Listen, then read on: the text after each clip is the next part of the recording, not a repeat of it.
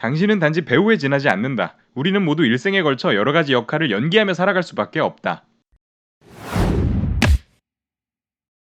영화에서 살벌한 악역으로 나온 배우가 알고 보니 굉장히 소심한 순둥이였던 경우를 보신 적 있나요?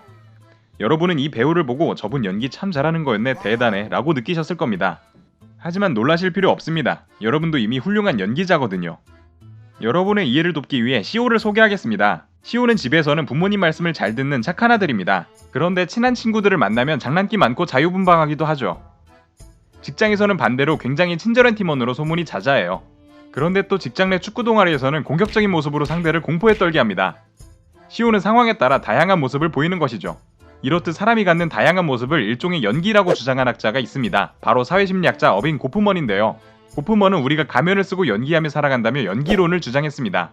사회에서 사람들이 서로 어울리는 모습은 전부 연극일 뿐이며 이 연극 속에서 우리는 가면을 쓰고 관객에게 연기를 보여주고 있다고 말이죠.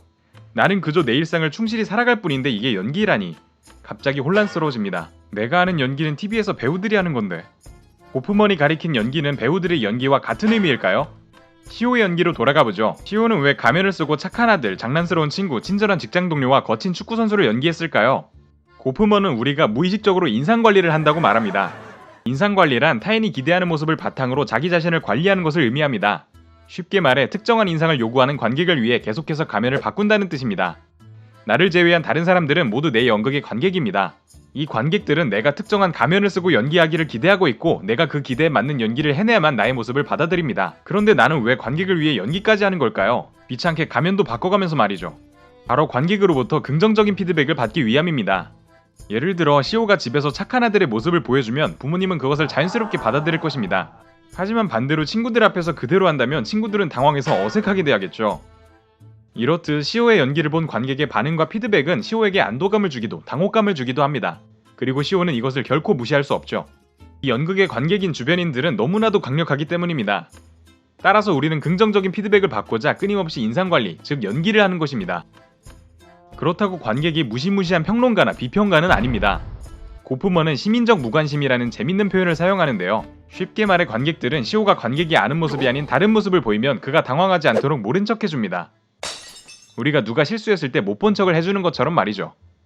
어떻게 보면 관객 모두가 시오의 연기를 도와주고 응원하고 있는 것입니다. 이 모든 것은 상호작용 속에서 아무도 인지하지 못하는 사이에 자연스럽게 일어나죠. 아마 시오는 부모님과 친구들 앞에서 오랜 기간 가면을 쓰고 연기했을 것입니다. 따라서 일상에서 연기할 때는 크게 불편함을 느끼지 않았겠죠. 이렇게 아주 오랫동안 익숙하게 써온 가면들은 마침내 누군가의 얼굴이 됩니다. 이 모든 가면은 결국 성격을 의미하죠. 여기서 나오는 중요한 개념이 바로 그 유명한 페르소나인데요. 페르소나는 관객과 나로부터 인정받아 오랫동안 써온 가면입니다. 사회에서 사람과 소통하기 위해 형성된 사회적 인격이자 내 성격의 집합체이죠. 그래서 성격을 의미하는 영어 퍼스널리티가 페르소나에서 파생된 것입니다. 하지만 우리가 가면을 사용하는데 불편함을 느끼면 어떨까요? 타인의 기대대로 쓴 가면을 우리가 반드시 얼굴로 받아들이는 것은 아닙니다. 설령 가면을 쓴다고 해도 내 얼굴까지는 되지 못하죠. 어떨 때 얼굴이 되고 어떨 때 가면으로만 남는 걸까요? 우리는 타인의 기대를 받아들이기도 하고 거부하기도 하며 여러 가면을 갖게 됩니다. 그리고 이 중 받아들여진 가면이 모여 나의 얼굴을 만들죠. 고프먼은 병사의 역할을 예시로 드는데요. 베트남 전쟁 당시 군복무에 자발적으로 지원한 B와 강제로 징집된 C가 있었습니다. B는 군인 역할을 스스로 받아들이고 군인의 가면을 만족스럽게 얼굴로 받아들였지만 C는 군인 역할을 어색해하며 가면 사용에 불편을 느꼈죠. 이 경우 C는 군인이라는 가면을 얼굴로 받아들이진 않습니다. 다시 시오로 돌아오면 시오는 아들, 친구, 동료, 군인 등 여러 가면을 갖게 됩니다. 그렇다면 언제 어떤 가면을 드러낼지는 어떻게 결정하는 걸까요? 이 수많은 가면을 관리하는 주인공은 바로 카멜레온 같은 전문화된 자아입니다. 우리를 둘러싼 환경은 매 순간 변합니다. 그럼 전문화된 자아는 그 환경에 따라 어떤 가면을 꺼내서 연기할지를 선택하죠. 예를 들어 유미의 세포들이라는 웹툰에는 유미의 행동을 돕는 세포 캐릭터들이 나옵니다. 사랑세포, 추출세포, 탐정세포, 작가세포 등 정말 다양합니다. 이 세포들은 각 상황에 맞게 나타나 활동합니다.